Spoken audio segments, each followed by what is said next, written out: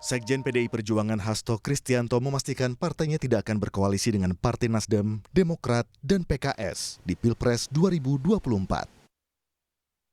Hasto menyebut, PDIP tidak mungkin bergabung dengan koalisi yang mengusung Anies Baswedan karena dinilai tidak melanjutkan program Presiden Jokowi saat menjadi Gubernur DKI Jakarta. Ya, bergabung dengan koalisi maksudnya bergabung dengan koalisi yang tidak mengusung antitesa Pak Jokowi. Sehingga kami jelas berbeda dengan Nasdem, Demokrat, dan PKS yang telah mengusung Bapak Anies Baswedan. Ya, karena faktor antitesa Pak Jokowi, ya tidak mungkin bergabung. Ya, karena kita lihat dari Jakarta tidak ada kesinambungan, ini Mas Jarod saksinya. Mana ada kesinambungan. Jadi dari gubernurnya saja udah antitesa. Banyak kebijakan Pak Jokowi yang tidak dilanjutkan, apalagi nanti kebijakan untuk yang lebih besar. Karena politik ini kan dimulai dari hal yang kecil.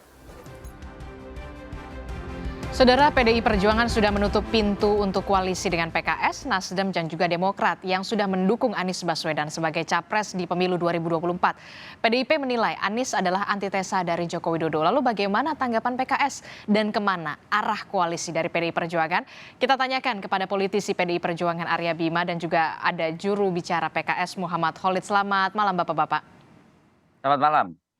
Saya langsung Assalamualaikum. Waalaikumsalam warahmatullahi wabarakatuh. Saya langsung ke Pak Arya dulu deh berarti. Pak Arya, jadi udah final nih tertutup pintu koalisi untuk para pendukung Anies Baswedan. Ya, selamat malam Kang Khalid, Mbak Risti. Pernyataan Pak Sekjen sudah jelas ya dan menunjukkan sikap partai ya. Dan sikap partai ini justru akan mempermudah, akan membantu parpor lain termasuk PKS di dalam mengambil keputusan langkah masing-masing. Karena tadi dijelaskan bahwa PDI hanya akan berkoalisi atau bekerja sama ya, untuk mencapai kepentingan bersama. Dalam hal apa? Dalam hal apa soal kerjasama ini? Jelas melanjutkan pembangunan yang sudah dilakukan oleh pemerintah saat ini, yang waktu itu kita adalah mengubah cara berpikir pembangunan Indonesia dengan Indonesia sentris, dengan mewujudkan Pancasila dalam pengertian yang Indonesia yang lebih adil, Indonesia yang lebih berkemanusiaan, Indonesia yang lebih berketuhanan dengan mengedepankan bagaimana keibadatan setiap masing-masing agama dengan tingkat tingginya derajat toleransi antar kehidupan beragama. Hal-hal inilah yang kemudian muncul koalisi perubahan yang ini hanya sekedar kata saat ini, Mas Khalid. Ya, kita belum mengerti perubahan dalam pengertian makna dan tanda yang seperti apa.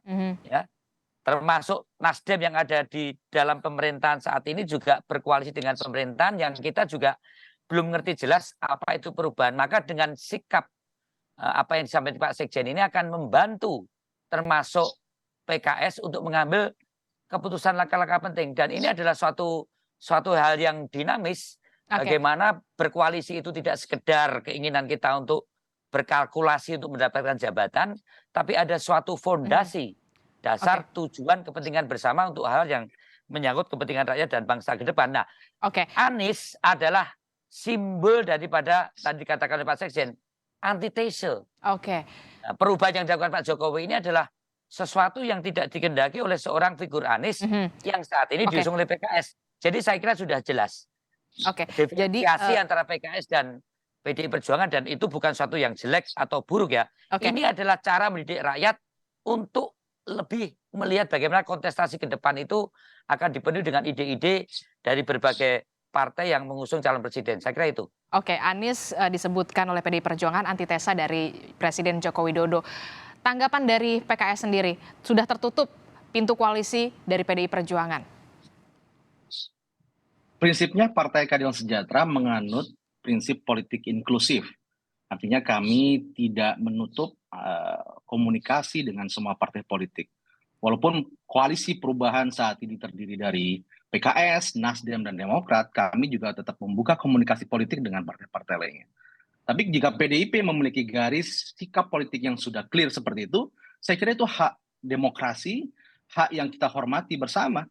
Dan saya pikir ini juga menjadi sebuah cara untuk membedakan ya, bagaimanakah PDIP memiliki sikap politik. Contoh umpamanya, PKS memiliki sikap sebagai partai oposisi menolak kenaikan harga BBM, yang mana itu diinginkan oleh mayoritas masyarakat Indonesia.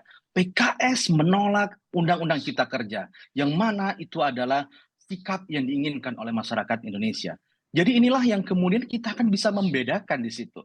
Jika PDIP, Mas Hasto sebagai sekjen sudah menyampaikan sikap tersebut, kita hormati, dan saya pikir itu akan menjadi pilihan yang menarik buat masyarakat untuk membedakan mana policy kebijakan yang menguntungkan rakyat dan mana policy yang justru merugikan rakyat. Sehingga masyarakat akan bisa memilih mana yang akan didukung, mana yang akan tidak didukung. Saya kira demikian. Oke, terakhir saya ke Pak Arya. Pak Arya, kalau sudah tertutup pintu koalisi untuk Nasdem, Demokrat, kemudian PKS. Jadi sebenarnya PDI Perjuangan nantinya koalisi sama siapa nih? Koalisi itu bentuk kerjasama kan sebagai akibat ya.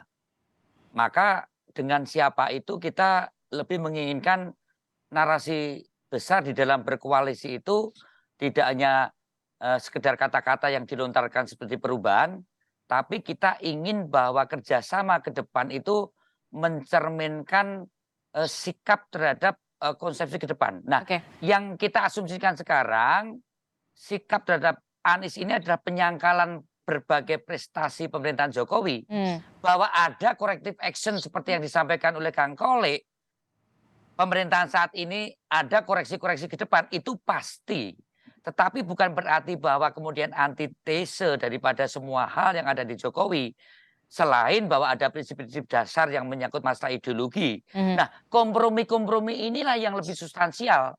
Bukan sekedar menang kalah, mungkin menang dapat apa, terus kita bagi apa. Ini yang saya kira perlu dijabarkan lebih lanjut antara koalisi yang dikomandoi oleh PKS dan tentunya oleh PDI Perjuangan. Ini ada suatu dinamis, itu adalah suatu yang penting dijabarkan kembali, ya, karena dasar ideologi itu penting. Kalau toh ada kompromi di tingkat kebijakan atau tingkat program, itu bukan suatu yang antitese dengan pemerintahan sekarang. Ini yang tentunya melatar belakangi sikap dari Pak Sekjen terhadap PKS, karena saat ini yang diekspresikan Anies adalah antitese.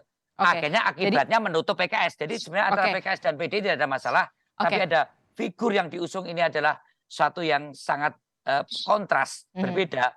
Itu akhirnya menjadi sesuatu yang tertutup. Saya kira itu. Oke, baik, terima kasih informasinya politisi dari PDI Perjuangan Arya Bima dan juga sudah ada juru bicara PKS Muhammad Khalid. Kita akan tunggu nantinya bagaimana PDI Perjuangan akan membuka pintu koalisinya ke partai politik mana. Kita akan tunggu. Terima kasih Bapak-bapak, selamat malam.